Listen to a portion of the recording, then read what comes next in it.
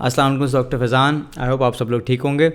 ये एक डेमो पहला वाला लेक्चर सीरीज़ का पहली वीडियो है जो कि मैं काफ़ी टाइम से सोच रहा था, क्योंकि बहुत सारे लोगों ने मुझे मैसेज किया था कि सर प्लीज़ लेक्चर्स आप ले लिया करें किसी सर्टेन टॉपिक्स पे, या इस पे ले लें उस पे ले लें। कोई ना कोई मुझे डीएम करता ही रहता था ऑफ एंड ऑन, लेकिन क्योंकि वो बहुत ज़्यादा लोग नहीं थे तो मैंने कहा जब थोड़े ज़्यादा हो जाएंगे तब उसकी नीड होगी, इसका मतलब तब आप बना सकते हैं।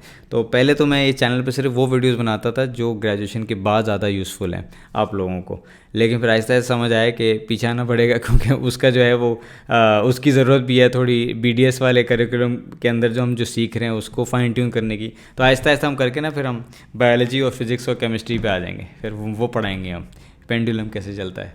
एनीवेज़, क्लासिफिकेशन पहला जो सेशन है आज वो है इम्पैक्शन ओरल सर्जरी में।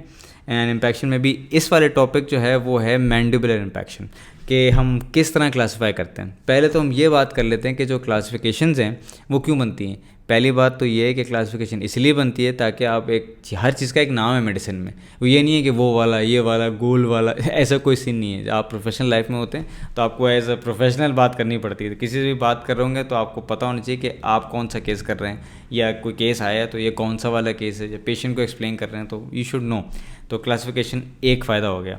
दूसरा फ़ायदा जो क्लासिफिकेशन का है और वो ज़्यादा रेलेवेंट है, वो इसलिए कि उससे पता लगता है क्लासिफिकेशन को देख के कि दांत जो है in this case mandibular impaction के कितना डिफ़िकल्टी ऑफ एक्सट्रैक्शन होगी इस दांत को निकालने में। आपको फ़ौरन वो देख के उसका नाम और उसको पूरी उसकी आईडी जो पता लगेगी कि आपको क्लासिफिकेशन के हिसाब से आप एक सेकंड बता सकते हैं कि यार ये वो दांत है जो बड़े आराम से निकल आएगा, या ये वो दांत है जो मैं कर ही नहीं सकता और इसके लिए मुझे सर्जन चाहिए, या ये वो दांत है जो फंस सकता है जो हम शायद जीए में ही करें और वो यहाँ के लिए नहीं है।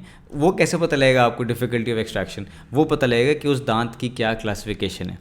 तो ये हो गए दो फ़ायदे। तीसरा फ़ायदा वो हमारा अपना टीचर्स का है, वो ये है कि सीधी सी क्लासिफिकेशन है, उसमें रटना होता है पूरा बॉक्स, और आपको 10 मार्क का सवाल हम दे सकते हैं हर साल, वाइवा में भी, ओस्की में भी, और प्रॉफ के क्या कहते हैं सब्जेक्टिव वाले क्वेश्चंस में। एनीवेज, तो वो एक मजाक था। आज का टॉपिक स्टार्ट करते हैं जो है मैंडिबुलर इम्पैक्शंस। 3 तरह से मैंडिबल जो है वो क्लासिफाई होता है उसकी इम्पैक्शंस। पहला, according to nature of overlying tissues. जो थर्ड मोलर है उसके ऊपर टिश्यू कौन सा है, क्या वो सॉफ्ट टिश्यू है जो आपको नज़र आएगा मुंह के अंदर या एक्सरे के अंदर। जो अगर सॉफ्ट टिश्यू है उसको कहते हैं सॉफ्ट टिश्यू इम्पैक्शन। इसका मतलब जब आप इंसिजन देंगे और आप उसको एलिवेट करेंगे फ्लैप तो आपको दांत नज़र आ जाएगा, ठीक है, इसे कहते हैं सॉफ्ट टिश्यू इम्पैक्शन। दूसरी जो इम्पैक्शन है वो है hard tissue impaction.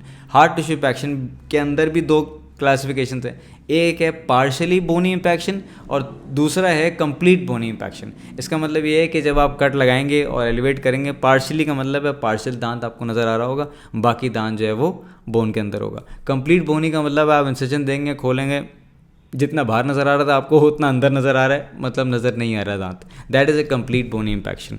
Soft tissue impactions जो हैं वो आसानी से हो जाती हैं रिलेटिवली, और जो बोनी इम्पैक्शंस हैं उनके लिए फिर हमें बोन भी उड़ानी पड़ेगी ताकि फिर हमें दांत नज़र आएगा ही तो फिर हम कुछ निकालेंगे ना उसको। अब वो पहला हो गया नेचर ऑफ ओवरलाइंग टिश्यूज़। दूसरा जो है वो पेलेन-ग्रेगरी क्लासिफिकेशन है। पेलेन-ग्रेगरी की क्लासिफिकेशन जो है वो 2 तरह से आती है, वो भी सब डिवाइड होती है। एक होती है according to relationship with the ramus, दूसरी होती है according to depth occlusal plane 7 वाले दांतों का, और उसके बाद तीसरी जो क्लासिफिकेशन है वो है विंटर्स क्लासिफिकेशन। तो मैंडिबल किस तरह से हुआ? Nature of overlying tissues, plane-Gregory जिसके अंदर 2 आते हैं कि एक डेप्थ कितना इम्पैक्टेड है और रिलेशनशिप टू रेमस, और तीसरा जो है वो है विंटर्स क्लासिफिकेशन। अब हम इसमें देख लेते हैं कि क्लासिफिकेशंस कैसी हैं। आपको बुक में भी यही नज़र आएगी, मैंने भी बुक से निकाली है। देखने में पहली दफ़ा कन्फ्यूजन लगती है, लेकिन मैं आपको सिंप्लीफाई करके दिखाता हूँ। तो पहली जो क्लासिफिकेशन है वो पेलेन-ग्रेगरी की 2 हैं, एक डेप्थ के हिसाब से और रिलेशनशिप टू रेमस की बात हो रही है, उससे रिलेशनशिप, और किसी चीज़ से रिलेशनशिप पता लगा आप अपना लिखना शुरू हो गए। एनीवेज, पहला जो है वो डेप्थ है, वो देख लेते हैं कि क्या है। डेप्थ का मतलब है इसकी क्लासिफिकेशन होगी A, B और C कहलाएगी, ठीक है। डेप्थ का मतलब है कि आपका जो ऑक्लूजल प्लेन है सेकंड प्रीमोलर का, लेट्स से ये जा रहा है, ठीक है। जो थर्ड मोलर है उसका जो ऑक्लूजल प्लेन है वो या तो सेकंड मोलर के साथ होगा या उससे ऊपर होगा। इसका मतलब है कि ये क्लास A डेप्थ है। डायग्राम में आपको दिखाता हूँ। ये जो ऑक्लूजल प्लेन है ये आपका 7 वाला दांत है, almost at the same level as the second molar. इसका मतलब ये क्लास ए डेप्थ है। क्लास बी डेप्थ जो है वो ये है कि आपका ये ऑक्लूजल प्लेन है और आपका जो दांत है वो आ रहा है यहाँ पे। दैट मीन्स जो ऑक्लूजल प्लेन सेकंड मोलर का वो ये है, सर्वाइकल लाइन क्राउन की जो है सेकंड मोलर की वो ये है। तो आपका जो थर्ड मोलर है पहले यहाँ था तो क्लास ए डेप्थ पे था क्योंकि एक लेवल पे है, अब वो नीचे है, अब वो cervical line of second molar और occlusal plane of second molar के बीच में है। That means it's class B depth. तीसरा जो है वो ये है कि आपका ये जा रहा है ऑक्लूजल प्लेन और ये जा रही है उसकी सर्वाइकल लाइन सेकंड मोलर की। तो आपका जो दांत है वो सर्वाइकल लाइन से भी नीचे जा रहा है, ठीक है। पहले ये था, फिर ये हुआ और अब सर्वाइकल लाइन से भी नीचे। That means it's class C depth. अब मैं आपको एक वाइवा के डिस्टिंक्शन लेवल का बता दूं, क्योंकि जब पेपर में आएगा तो पेपर में इस तरह नहीं आएगा सिंपल सा, पेपर में यूँ होगा जिस तरह मैंने आपको बना के दिखाया, टेढ़ा है। इसका मतलब मीज़ल जो है वो नीचे, वो ऑक्लूसिव लेवल पे, वो मिड लाइन इन दोनों के बीच में सर्वाइकल लाइन और ऑक्लूसिव प्लेन के बीच में, और मीज़ल ही नीचे है। क्योंकि डिस्टल को अगर आप देखें थर्ड मोलर के तो वो तो सर्वाइकल लाइन और उसके बीच में आ रहा है, और ये अगर यहाँ पे रखें तो ये तो सेम लेवल पे आ रहा है। तो हमारे डिस्टल कस से कोई ताल्लुक नहीं है, हम मीज़ल कस से पता लगेगा कि वो ऑक्लूसिव प्लेन पे है या नहीं है, वो सर्वाइकल लाइन और ऑक्लूसिव प्लेन के बीच में है या नहीं है, वो डिफाइन करेगा कि क्लास ए, बी या सी डेप्थ है। दूसरा जो है वो पेलेन-ग्रेगरी का ही है, वो है according to relationship with the ramus. मैं एक्सप्लेन करके दिखाता हूँ। ये आपका रेमस आ रहा है, ठीक है। आपका जो दांत है उस थर्ड मोलर जो है उसका जो क्राउन है वो पूरा का पूरा आउटसाइड ऑफ द रेमस है। दैट मीन्स कि वो क्लास 1 रिलेशनशिप है। क्लास 2 रिलेशनशिप का मतलब है कि आपका ये जा रहा है रेमस और आपका आधा दांत या आधे से थोड़ा सा ज़्यादा दांत जो है वो एक्सपोज है, वो नज़र आ रहा है रेमस से आगे, और बाकी जो आधा जो है वो रेमस के अंदर एम्बेडेड है। इसका मतलब ये क्लास 2 है रिलेशनशिप। क्लास 3 रिलेशनशिप का मतलब है कि ये आपका रेमस जा रहा है और पूरा का पूरा क्राउन जो है वो रेमस के अंदर ही है। इसका मतलब ये क्लास 3 रिलेशनशिप। जैसे जैसे क्लासिफिकेशंस बढ़ती जाएंगी, जैसे ए, बी, सी सबसे मुश्किल है, और ए क्लास 1, 2, 3 रिलेशनशिप ऑफ रेमस वो सबसे मुश्किल है। इससे हमें ये पता लग रहा है सबसे आसान एक्सट्रैक्शन कौन सी होगी, सॉफ्ट टिश्यू इम्पैक्शन ए डेप्थ के साथ और 1 रिलेशनशिप, तो उसको 1A बोल सकते हैं। क्लास 1A वो सबसे आसान soft tissue impaction is going to be the easiest. तो ये हो गई 2 क्लासिफिकेशंस। पहली वाली क्लासिफिकेशन मैंने आपको बताई है वो है कि वो हार्ड टिश्यू है या सॉफ्ट टिश्यू है। दूसरी क्लासिफिकेशन है वो है पेलेन-ग्रेगरी की, जिसके अंदर 2 आ रही हैं, एक डेप्थ के हिसाब से और एक रिलेशनशिप विद द रेमस। तीसरी जो है वो है विंटर्स क्लासिफिकेशन, वो एंगुलेशन को डिफाइन कर रही है कि आपको बता रही है कि दांत किस तरह पे है। वो है लॉन्ग एक्सिस को कंपेयर कर रहे हैं कि ये सेकंड मोलर की लॉन्ग एक्सिस यूँ है, तो साथ वाला दांत जो थर्ड मोलर है उसकी लॉन्ग एक्सिस के हिसाब से उसका नाम दिया हुआ है कि क्या नाम है उसका। फॉर एग्जाम्पल ये आपका सेकंड मोलर है, ये सीधा, और आपका थर्ड मोलर भी सीधा है, बस वो नीचे गया हुआ है। That means it's a vertical impaction.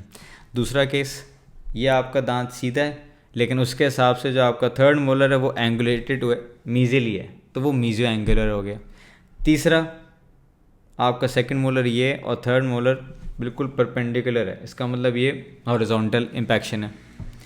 चौथा आपका सेकंड मोलर ये है और ये इन्होंने सोचा मुझे यहाँ नहीं रहना, ये यूँ चले गए, ये डिस्टली इसका मुंह है। दैट मीन्स वो डिस्टो एंगुलर इम्पैक्शन है। 2 तरह की और इम्पैक्शंस भी आती हैं, एक बकोलिंगुअल है, मतलब दांत यूँ और यूँ नहीं है, वो यूँ है, तो इसका मतलब उसका जो क्राउन है वो इट इज़ फेसिंग बकली, बजाय से कि वो इस पर क्लासिफिकेशन चल रही है वो यूँ है। इसको कहते हैं बकोलिंगुअल इम्पैक्शन, जिसका एक और नाम भी है, इसको कहते हैं ट्रांसवर्स इम्पैक्शन। आखिरी जो है वो अदर्स जो लिखा हुआ है क्लासिफिकेशन के अंदर, उसके अंदर आता है, ये नज़र आ रहा है आपको, ये वाला, इसको देखें, इस वाले को, इसमें जो थर्ड मोलर है वो उल्टा होकर नीचे जा रहा है बजाय से कि वो ऊपर है। बहुत रेयर होता है, but this is called an inverted impaction, inverted angulation है इसकी। इसका बाय द वे कुछ कर नहीं सकते आप, लेकिन आपको यू विल बी सरप्राइज्ड लोग क्या क्या कर सकते हैं ज़िंदगी में, आपकी सोच है। ऑफकोर्स ये सारे इम्पैक्शन ये हैं कि वो निकालने हैं दांत या छोड़ने हैं, या अभी केस चेक करें। ये मुझे किसी ने भेजा था, आई थिंक मेरे स्टूडेंट ने भेजा था, साइम ने मुझे भेजा था, मैंने उसको बोला प्राउड ऑफ यू। फिर मुझे कह रहा सर मैं तो सिर्फ शेयर कर रहा हूँ आपसे, मैंने थोड़ी किया हुआ है केस ये। तो मैंने कहा ये देखें, ये असल चीज़ है, हम और आप टाइम ज़ाया कर रहे हैं। इन्होंने उसके ऊपर रूट के ऊपर टोपी लगाई हुई है एंडो करके, ये 2054 में चल रहा है बंदा। हाँ, हम लोग अभी बहुत पीछे। मजाक कर रहा हूँ मैं, कभी ना कर लीजिएगा, वरना अगर मैंने देख लिया आपको ना, आपके क्लिनिक आऊँगा मैं आपकी रूट कनाल करने। एनीवेज, सो ये हो गई आपकी क्लासिफिकेशंस मैंडिबल की। अब अगर आपने इसको थोड़ा सा समझना है तो आप जो हैं केसेस निकालें और उनमें देखें, उस पर प्रैक्टिस करें, आपको भूलेगा नहीं कभी। ये जितना मुश्किल होता जाएगा, अगर क्लासिफिकेशंस ए के बाद बी के बाद सी और बोनी इम्पैक्शन हो, और अगर आप उसमें आ जाए रिलेशनशिप्स 1 2 3 सबसे मुश्किल है। और इसमें जो एंगुलेशन में सबसे कॉमन जो है वो यूजली मीजो एंगुलर होता है, एंड और सबसे आसान भी मीजो एंगुलर, क्योंकि आपको क्राउन नज़र आ रहा है तो फिर आप उसको कट भी कर सकते हैं। मतलब बेसिकली आपको क्राउन आपकी डायरेक्शन में ही है जहाँ से आप कटर करेंगे। और डिस्टो एंगुलर सबसे मुश्किल होता है, क्योंकि वो पीछे की तरफ उसका मुंह आ हुआ है, तो आपको डिस्टल बोन भी रिमूव करनी है, आपको मीजल भी रिमूव करनी है। और काफ़ी दफ़े ये होता है कि आपका डिस्टो एंगुलर है और थर्ड मोलर जो है वो वैसी नर्व के बहुत करीब होता है, राइट। अगर ये जा रहा है तो थर्ड मोलर यहाँ है, वैसी नर्व के बहुत करीब है। आपका दांत यूँ हो गया है, इसका मतलब जो डिस्टल एंगुलर है उसकी जो रूट्स हैं वो और काफ़ी दफ़ा नर्व के अंदर होती हैं या नर्व को कंप्रेस कर रही हैं, बहुत ज़्यादा क्रॉस प्रॉक्सिमिटी होती है, तो वो काफ़ी मुश्किल होता है निकालने में। 2-3 हम वो कर लेते हैं केसेस, ताकि आपको समझ आ जाए कि कौन सा वाला दांत क्या क्लासिफिकेशन कहलाएगी उसकी। ठीक है, मैं इसको थोड़ा सा मिटाता हूँ ताकि आपको समझ आए। पहली चीज़ आप देखेंगे वो आप देखेंगे इसकी रिलेशनशिप विद मैंडिबल, क्योंकि वो नंबर पहले आता है और बाद में फिर उसके वो आते हैं अल्फ़ाबेट्स। तो पहले रिलेशनशिप विद रेमस बताएं। रेमस इसमें है नहीं, लेकिन मैं आपके लिए बना देता हूँ। ये आ गया इसका रेमस, लेट्स से ये आ रहा है, ठीक है, बल्कि चलें थोड़ा सा और आ जाएगा। ये आ गया इसका रेमस। अब आप मुझे बताएं क्या है। आधा दांत नज़र आ रहा है, आधा। अगर पूरा आ रहा होता तो क्लास 1 होता, आधा नज़र आ रहा है तो क्लास 2 हो गया। तो 2 तो हमने यहाँ पे लिख दिया। उसके बाद अब आप मुझे बताएं कि लेवल ए है या बी है डेप्थ के हिसाब से। सर्वाइकल लाइन से भी नीचे है वो। अगर सर्वाइकल लाइन अगर ऑक्लूजल प्लेन पे होता तो ए था, ऑक्लूजल और सर्वाइकल के बीच में होता तो बी था, और सर्वाइकल के नीचे इसका मतलब ये सी है, इसका मतलब 2C। So this is a vertical impaction which is 2C। एक और करके देख लेते हैं। ये आपका रेमस आ रहा है यहाँ पे, ठीक है, इस दांत में रेमस आ रहा है। तो पहले हमने क्या देखना है, रिलेशनशिप विद रेमस। पूरा का पूरा ये अहेड ऑफ रेमस है, रेमस पे ज़रा सा भी नहीं है, इसका मतलब ये हो गया 1। और अब इसकी डेप्थ बताएं क्या है। मीजियल कस्प जो है इसका वो सर्वाइकल लाइन और ऑक्लूसिव प्लेन के बीच में है, इसका मतलब बी। तो ये 1B है और मीजियो एंगुलर इसका नाम है। तो ये 1B इम्पैक्शन है and the angulation is according to Winter's mesio angular. I hope that made sense. जितने केस करेंगे आपको आएंगे। ये थी मैंडिबुलर इम्पैक्शन की क्लासिफिकेशन सारी। और नेक्स्ट वाला हम कवर करेंगे वो प्रॉब्ली आई थिंक या मैक्सिला करेंगे कवर, ठीक है। तो अगर आपको पसंद आया और आप चाहते हैं कि मैं इस किस्म के लेक्चर्स बनाऊं तो प्लीज़ नीचे मुझे बताएं। फीडबैक, मुझे फीडबैक मिलेगा तो बनाऊंगा ना, मैं खुद ऑटोमेटिकली थोड़ी पर शुरू हो जाऊंगा, सड़क पर चलना शुरू हो गया। I need to see if you guys need it or want it or if it is helping you. So yeah that's that, ठीक है। यूट्यूब पे सब्सक्राइब करें, दूसरों को शेयर करें। उल्टा बोल दिया बट खैर कोई मसला नहीं है। Thank you for watching.